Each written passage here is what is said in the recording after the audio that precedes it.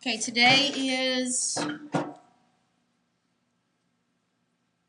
February 12th, and we are going to be picking up on the rest of section 9.2, where we are dealing with factors that have binomials or trinomials in the denominator. And remember, in these fractions, we're trying to find common ground so that we can add them together. So we need to factor our denominators completely so we can identify all the pieces that need to be in our common denominator. And we're going to only factor the denominators. We don't want to do anything to the numerators yet.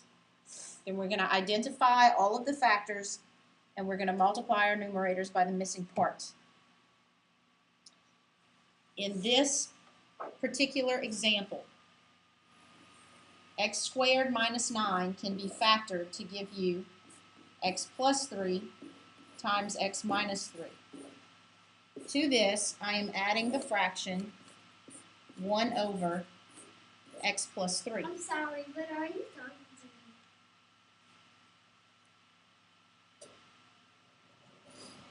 Now I need to identify all the different pieces that are in the denominator. And I have a factor of x plus 3 and a factor of x minus 3.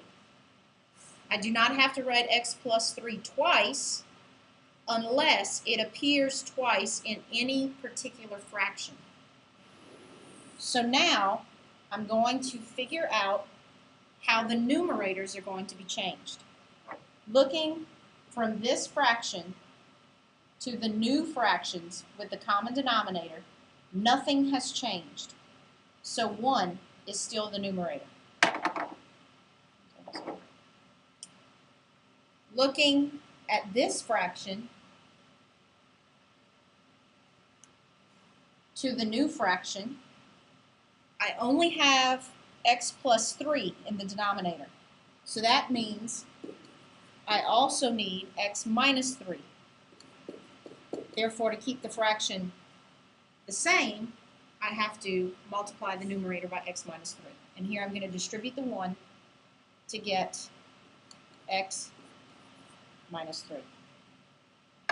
Now that these fractions are on common ground, I can combine like terms, and my final answer is x minus 2 over x plus 3 times x minus 3. Right now, we're not worrying about restrictions on the denominators. In this next example, this first fraction, the denominator factors to x times x, and I need numbers that multiply to give me 6 and add to give me 5. Those two numbers are 3 and 2, and their signs must both be negative to be positive 6 when they multiply and negative 5 when they add.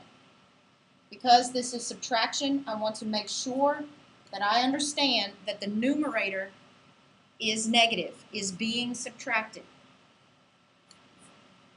This numerator is negative 2, and the denominator factors to give me x plus 2 times x minus 2 because it's the difference of two perfect squares.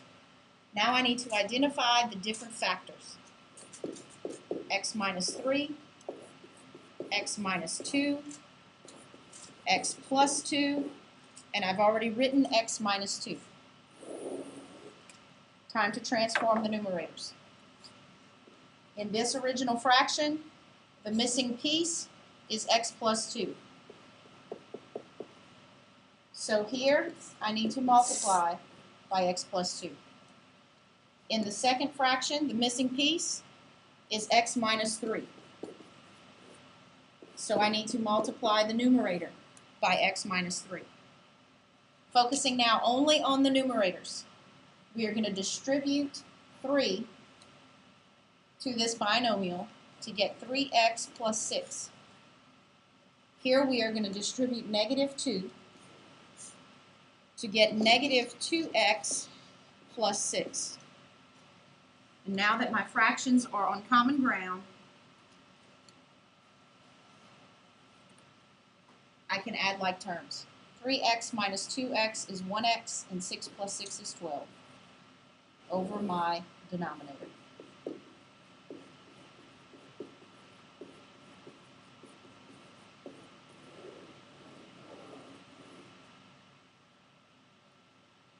Nothing cancels, so you're done. In this example, once again, we have subtraction. So we want to make sure we understand that both terms in that numerator are being subtracted. So we are going to change all the signs, starting with that minus sign and everything that follows. Next, we're going to factor the denominators. Here we can pull out a 4.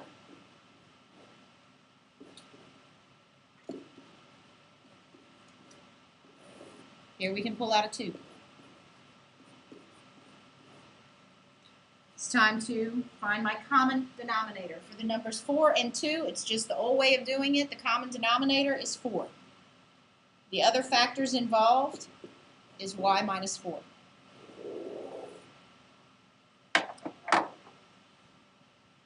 From the first fraction to this new fraction, nothing has changed, so the numerator will remain the same.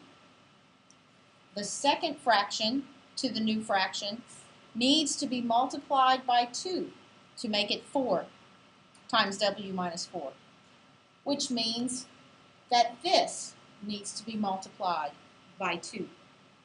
And we are going to do that by distributing a positive 2 to get minus 2w minus 8. And now we finish this problem off by combining like terms. W minus 2w is negative w. 12 minus 8 is positive 4 over my denominator. Now yesterday we looked at these types of problems. This is subtraction. It's written backwards, but it is 4 minus w. Yesterday we said if you have the same two numbers being subtracted just in the different order, they can cancel each other out as long as you factor out a negative 1. Because when we factor out a negative 1, it makes this positive and it makes this negative, and now we have the exact same thing. So we cancel these binomials, and our final answer is negative 1/4.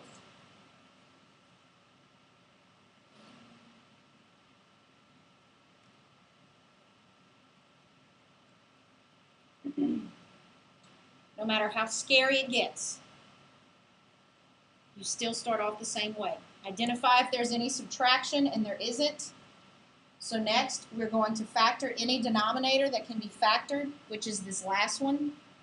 This last one will factor down to y times y, 2 times 1, and they're both negative to accomplish the things I want to accomplish. Now we identify all the different factors, which are y minus 1,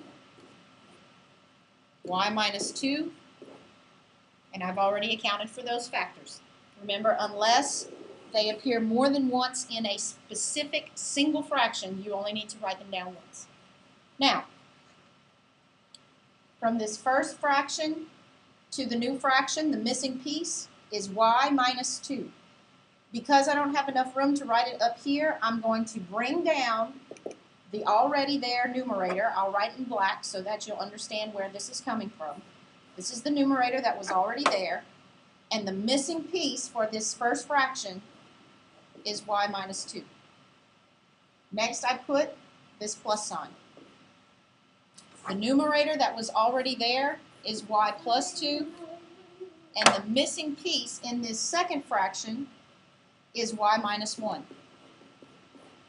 And I put down my next plus sign. In the third fraction, the numerator that was already there is y, and there is no missing piece, so it stays y. Now we need to FOIL these two together, FOIL these two together, and combine like terms.